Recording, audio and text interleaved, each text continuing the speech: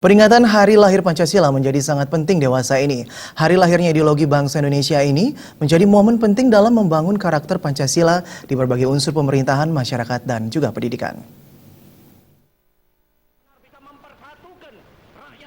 Salah satu tokoh yang berjasa dalam lahirnya Pancasila adalah Soekarno, presiden pertama di Indonesia.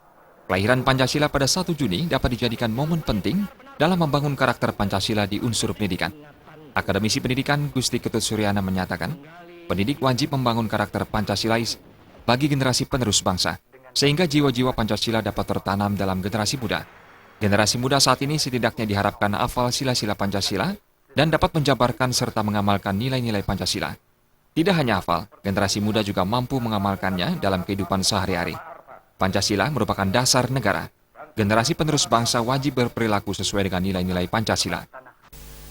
Maka sudah kewajiban kita sekarang sebagai generasi berikutnya untuk bagaimana kita melaksanakan itu, mengamalkan ya, jadi mengamalkan agar apapun yang kita lakukan itu tidak boleh menyimpang dari nilai-nilai Pancasila.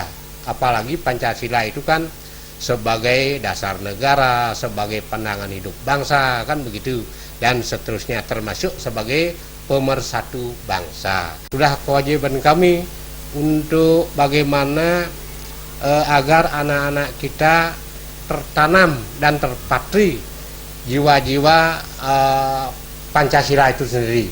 Maka setidaknya dia harus hafal Pancasila dan dia harus dapat menjabarkan dan mengamalkan nilai-nilai Pancasila. Tidak hanya hafal saja, dia harus melaksanakan.